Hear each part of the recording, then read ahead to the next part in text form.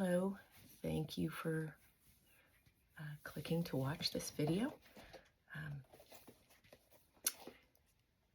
as we start into the month of March, which is the month which Jesse was killed in,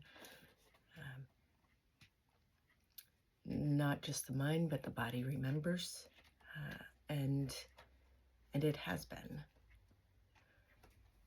You know, it's kind of an odd time too, because it's spring, and at least here too, it's been warmer.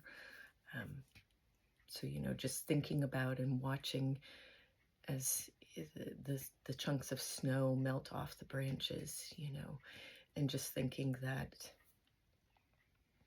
the snow doesn't choose to melt off those branches, but it still happens, right?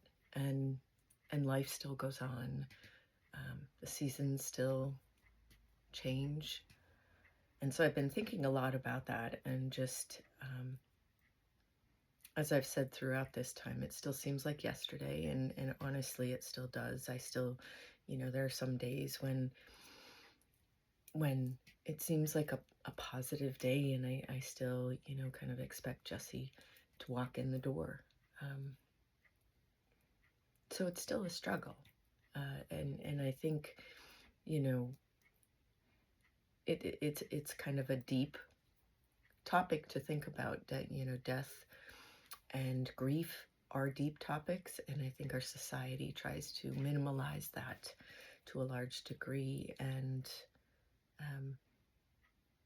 I think we need to really dig into that individually, in groups, and as a whole society. So going back to the snow and it being spring, that snow doesn't choose to melt. It doesn't choose to come off the branches, but it still happens. And even though some may feel it's sad to let go of the snow or the winter, and the beauty of when the snow is fresh and white and everything, there's always a muddy time in between, the ending of winter and the beginning of spring. And that's what I kind of feel like this time is especially that way for me, because of it being the anniversary month and the anticipation of the anniversary day of Jesse's death. It's really symbolic, more so symbolic for me than, I think other people at this time of year. It's always, a rebirth, a letting go of the cold in the past and everything of the winter, but it's a little hard to completely let go of the cold. And again, I as I've said, it's not about saying it's going to be all gone, because it's never going to be all gone. The pain is always going to be there in some way, shape, or form. And you learn to carry it. You learn to find your individual way through it, and with it. So it's really, the new program I'm in, the Grief Educator program, talks a lot about that, sitting with it. And yeah, I can really empathize with that, and I really understand that, given, the particulars and everything. It's hard to sit with it. And for anyone who's going through it, has gone through it, or who may go through it, trying to help support someone who's going through it, sometimes that sitting with it is sitting silently and just stepping back. Sometimes it may mean speaking up. It may mean screaming. Things are, as I've also said, it hits you at times you're not expecting. It hits you in ways that you you don't understand and don't realize until after the fact, right? Like I have 3 dogs, 3 cats and everything, and I say they're my therapy, some of my therapy, because they are.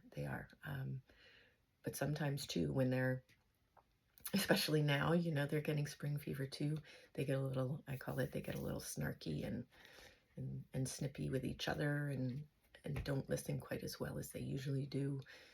And, you know, I've noticed myself snipping at them. I say snipping, but just like putting them in their place, so to speak, telling them, you know, in quite a loud and stern voice to stop, right? And then I will afterwards apologize to them. Yes, I apologize to my animals because it wasn't them. It was that they were showing excitement, right, for spring. They were excited and playful and energetic and all of those things in that deep down level remind me of Jesse. Remind me that Jesse can't do that anymore. And he used to be so exuberant when it was getting to be spring. So, you know, bringing this video to a close, it's just remember that it's not just the mind that remembers. It's not an emotional remember. It's all of the things. It's your mind, it's your emotions, it's your heart and your soul and your body. They all remember the loss of your loved one, especially if it was in a traumatic manner, unprepared, you know, out of nowhere. So be kind to yourself, and it's okay if you snip, as you know, and sometimes you may be able to step back and reflect, and that's a positive, and sometimes you may not until later, right? And that's okay too. So just give yourself grace, give yourself time and space, and sit, whether it be in silence or whispers or a regular voice or screaming. Just allow yourself to feel whatever you need to, and to respond however you need to take your next steps forward. Thank you.